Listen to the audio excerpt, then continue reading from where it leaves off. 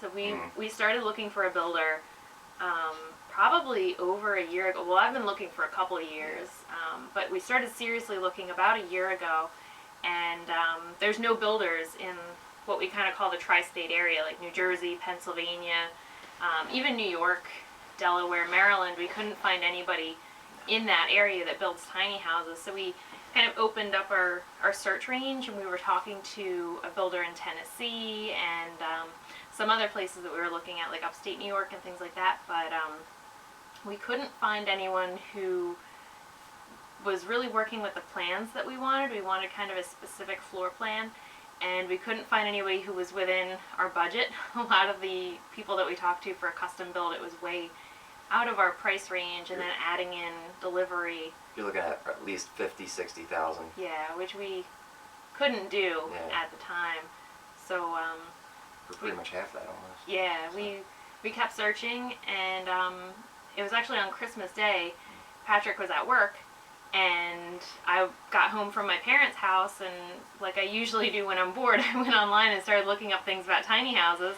And for the first time, I found this builder in Chicago called Titan, and they were like a regular house contractor. They would remodel kitchens and things like that, and they had just started moving into the area of building tiny houses, and their website was really impressive in terms of the options that they offered. So we were itemized. Yeah, I mean the most organized builder that we had talked to in terms of pricing, because everyone we talked to and got a quote from just gave us a lump sum of what the build would cost, and they didn't really itemize, okay, if you want almost like actually buying a real house. It's like, well, this is kind of what it is, but this is actually more of like buying a car. Like, okay, this is the package you can get, this is, and you can just go right down the list and there's prices for it, which is fantastic. If you want to upgrade this option, it'll cost you this much. If you want to downgrade, it'll cost you this much.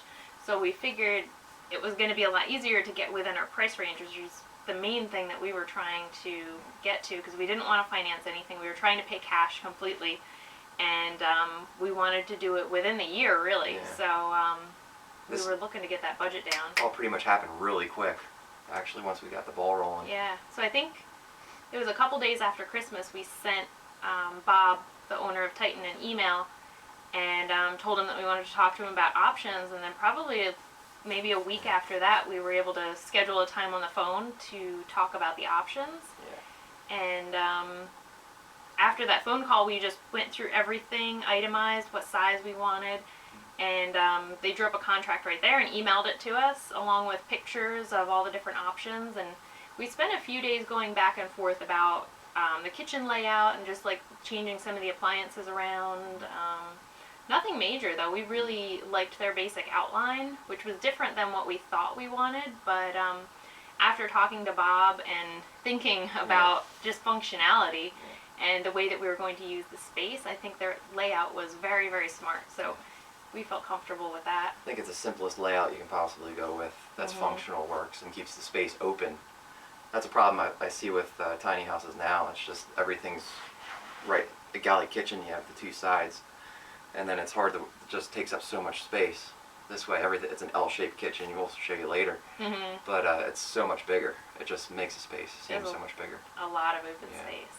Yeah. So I think it was like January 15th or 17th, somewhere around there, where we figured out all the options that we wanted and signed the contract and sent it over to them and put the deposit on it. And then they started building pretty quickly after that. But one of the main things, one of the main reasons that we ended up picking Titan for our home builder was that we were looking for somebody who would do steel framing and just kind of the all-around package of materials. We wanted to make sure that it was things that were going to be really durable, so we want this tiny house to be around for as long as possible. It'll last longer probably than my condo. Yeah. We wanted something sturdier than wood construction, so that really drew us in. They do fully steel frame. The trailer that they build the house on is really good quality. It's made for tiny houses. Specifically for that heavy load. But the great thing is that since it has the steel frame, it's like 65% lighter than a wood framed tiny house would be, which I think is stronger. Yeah, less flex when you're doing the moves. And then the other materials that we were really happy about is the siding is also metal siding. It's printed to look like wood grain, but it was metal, and then we just got to pick the color. And the roof. Yeah. It's a metal roof. Shed roof, slight angle to it. Not much. So you see a lot of tiny houses too. They do a sharp angle, which cuts off a lot of headroom. This one's not that much, which is pretty smart. And you just keep the headroom. It's fantastic. So. Yeah. So when we looked at the layout with the loft, especially the main sleeping loft, we're going to have a lot more room than we would have if we went with an A-frame roof or even a shed roof that has a really steep pitch to it. So I thought that was great. But the roof being metal was a big thing for us. We want to eventually upgrade our tiny house so that it's fully off-grid. We want to be able to have a water collection system, so we couldn't do a shingle roof. It had to be metal to keep the contaminants out of the water. So we'll have the metal roof, and that comes with, I think it's a 35-year warranty on the roof for the materials. And the siding also has a warranty on it too. I forget how long that is. It's pretty much no maintenance on the siding, maybe a power wash once in a while. Yeah. That's it. I like that part. Yeah, so More hammock super time. durable, more time relaxing, which is exactly what we're going for. And the great thing is this past week we just got approved for the spot that we're going to put the tiny house on, which was... We're sweating that a little bit. Yeah. That was... Yeah. We're sweating it a little bit. See where we're going to put it, but it worked out.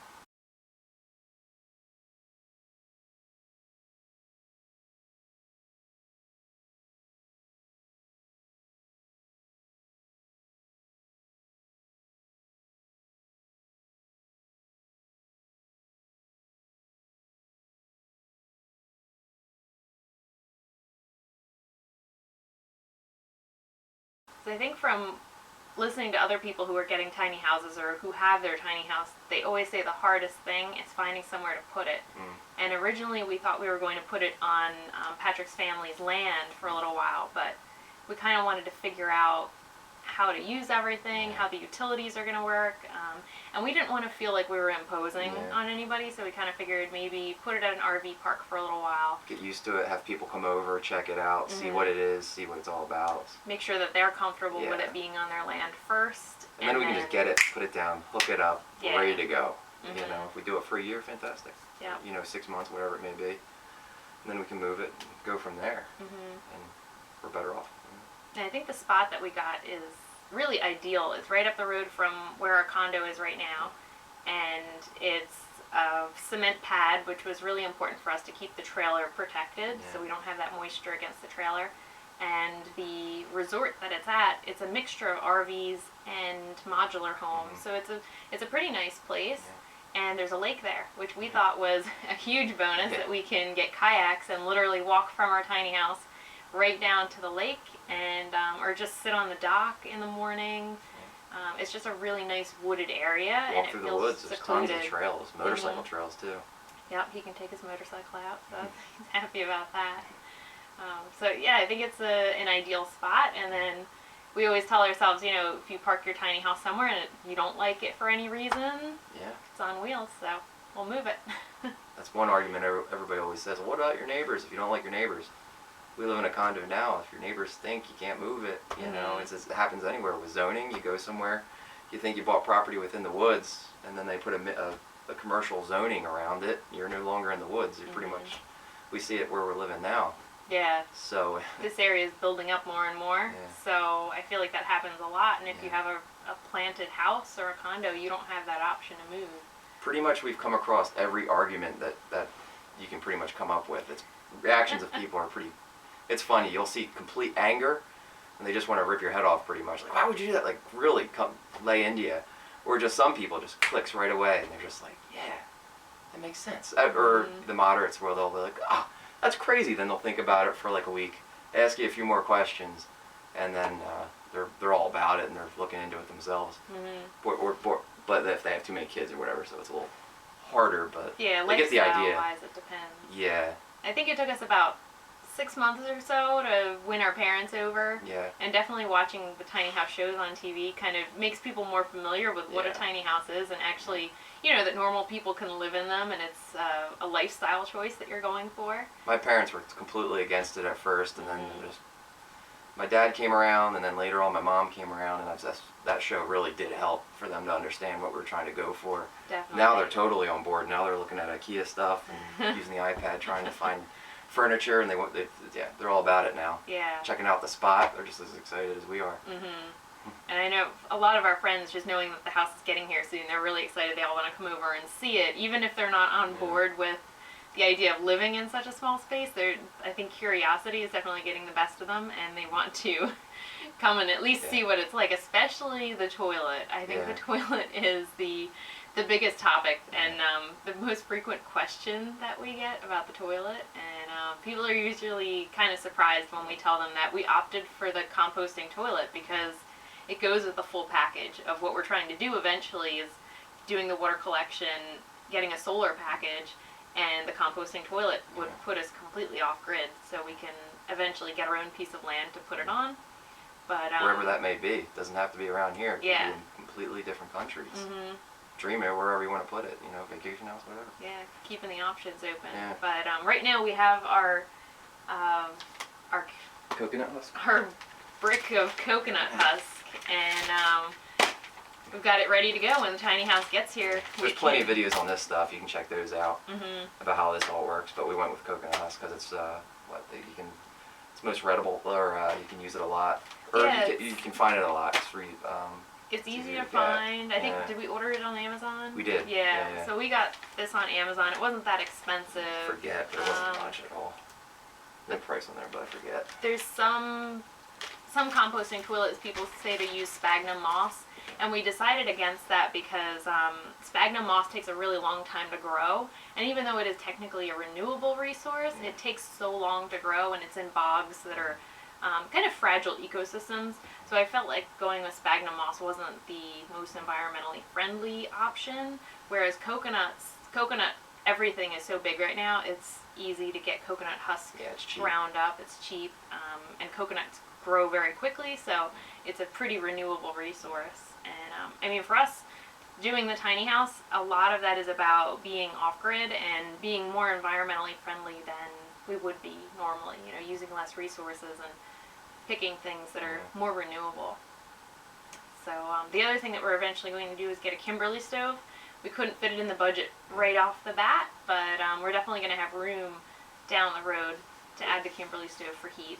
They're a little pricey, but I think for the technology, for what you can possibly do in the future with them, I think it opens up a lot of doors, and it's fantastic for a tiny house. Again, we haven't used it yet or tried this stuff, so we're just on the very beginning of everything. So we're just talking through a lot of research, and a lot of people just hammering us with questions all the time, so we got to research it to come back with something, or maybe that's a good thing. I don't know how that'll work. And you research it, see if it'll work or not. You definitely have to be ready for a million questions. If you tell people that you're getting a tiny house, or if you try to explain to anybody what you need a spot for, even the people at the RV place were kind of confused. They didn't know what a tiny house was, an RV? That we were getting it custom built. It really confuses people a lot because it's not really the norm, especially around here in New Jersey. I don't really know anybody else who has a tiny house yet, so people have trailers and stuff, but you get some interesting questions, definitely, especially about the toilet. There are people who want to come over just to see how our toilet's going to work. A couple of my friends said they want to come over and blow it up. I was like, okay. So, but we ended up getting the Nature's Head toilet. We looked at a lot of different toilets, incinerating toilets, chemical toilets. I used to have an RV, so I was familiar with the whole black tank system, and I didn't like it at all. It was a mess to maintain it. It never smelled good. Even when you put the chemicals in it, there was always a certain kind of smell that it had. More moving parts. Yeah. Cheap parts you got to replace down the road. The seal on the toilet wouldn't work well, and then you would get leaking for all sorts of things. So just like a house, more stuff you buy, or even a car or anything you buy, more things, more moving parts, more plumbing, more things can break. You're gonna have to replace it. It can be a lot. Yeah. So we figured better. The Nature's Head toilet has it's a simple system, 2 compartments, solid waste, liquid waste, and that's supposed to be the best way to control odor. And it has a fan that keeps the moisture level down, which also controls the odor. So I think that's going to be a humidity good system. Levels. Controls humidity levels. I think with the breakdown, you got to keep it above 55 degrees in the house, which you wouldn't get below, hopefully. Yeah. So you just, that's the temperature you need for it to compost. And the great thing is about the house, I mean, we pretty much have, or will have, all of the modern conveniences that you could want in a home. Yeah. We're going to have, it's a ducted heating system, so even before we get the Kimberly stove, we're going to have full heat. Air We conditioning. upgraded to get air conditioning because we figured he doesn't sleep very well when it's hot. So yeah, if he overheats, he sleepwalks. So we have to make sure we got air conditioning. We put in a ceiling fan too for ventilation, because from some tiny house owners we've heard that, like when you're cooking or just in the summer, it gets really humid at the Jersey Shore. Yeah. So we wanted to make sure we have really good ventilation. So we put in a ceiling fan for that. And I think between having all those systems plus the ceiling fan and all the windows, A lot of the windows. big sliding door, we're going to get good air movement. That's another thing with the tiny house. We wanted to go with the French doors and be fancy. And the thing is, if I've noticed with these tiny houses, if the cuter you go and the fancier you go, it just obviously brings up the price.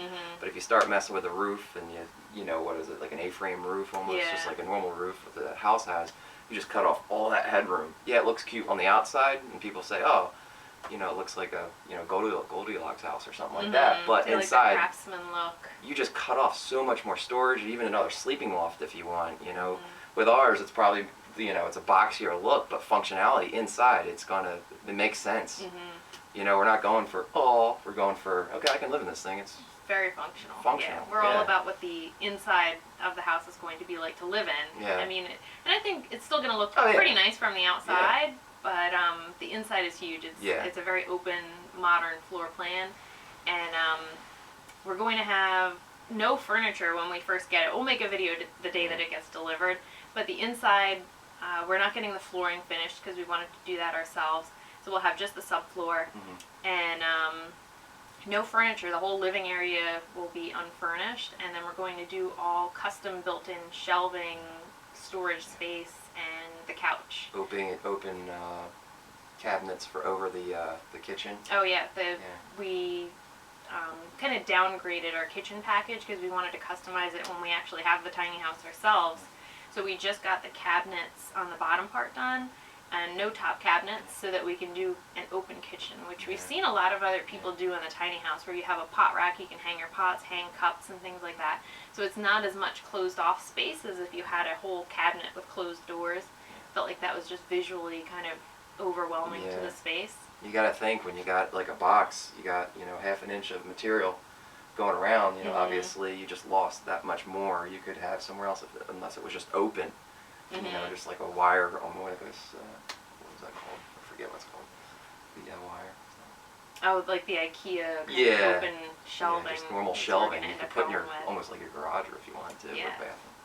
And I mean, when you're planning out a tiny house, especially in the kitchen, every inch you're kind of thinking about what you're going to use that space for, because it's about, you know, maximum use of space, definitely. But yeah, we're really excited. We just have a few more days, hopefully, and they'll be finishing up the build, and then we'll be scheduling the day that it's actually going to get delivered, and then we'll be able to show everybody what the finished product looks like, or at least mostly finished product, until we get all our storage and everything in there. But we'll have a bed, so that's the important part. We'll be able to sleep there. And it's kind of funny, I don't know if we said it, but the builder's in Chicago, we're in New Jersey. Oh, yeah. So it's kind of weird, you know, sending all your money in, and you haven't even seen the thing. You're pretty much going off faith, but that was a scary process. Yeah, you do research, but there's only so much you can do. But it's so far so good. Everything's worked out. Yeah, they order everything on Amazon and ship it right to the company, and they put it in. So yeah, anything that we wanted installed. We're even getting a suspension system from the ceiling, because I like to work out at home a lot, and I do yoga, so I wanted to get a yoga swing, like an aerial yoga hammock. So the builder, Bob, is going to put the suspension system in the ceiling for us, so that it's bolted into the steel framing in the ceiling, and then we can use like a TRX workout system. So even in that small space of our tiny house, we'll still be able to do our workout, which I think is pretty awesome. Does that pretty much cover it? I think we got everything. We got our bed, we got our stuff for our toilet. So probably TV, I guess. Should we do that? Yeah. Well, we were thinking for the TV for right now, we're just going to go with just my computer and just hook it up on the wall and use that like the TV. You got Netflix, all that stuff, Hulu, whatever you want. Yeah. And then maybe a smaller TV just for standard channels, and just put an antenna on it. Just get like 10 or 15 channels just for that. We're going to kind of challenge ourselves Yeah. and see if we can do it without getting cable. Try to find an alternative way to have Wi-Fi, because that's the one thing I think we can't live without. We're going to have a washer dryer, you know, we're going to have heat and air conditioning and all that good stuff, but we need Wi-Fi. Yeah. So the campground, the RV park, does have a hookup for Comcast at each of the sites, but we're going to try and see if we can find some different routes, because that can get pretty expensive in terms of bills. I was just thinking I wanted to go back. I forgot to go back on the door. Like we were saying, French doors, you know, it looks fantastic. When we were planning it, yeah. But either way, if it's opening inwards, you have to keep that space open. You can't put anything there or whatever. It takes a lot. Floor plan space for that door swing. And then that can ease it. It's more moving parts, you know, for when you're traveling. If it went outward, then it's kind of weird, because then you need a deck. You need, because think about it, if you're just walking up normal steps, you got to kind of do one of these to walk inside. And then Bob just said sliding glass door, like it's functional, perfect. Yep. Great, can't go wrong with that. We wanted the glass because we want that light coming in. Of course, we want as much natural light coming in as we possibly can. So we figured French doors would be good, but they're more likely to leak. Yeah.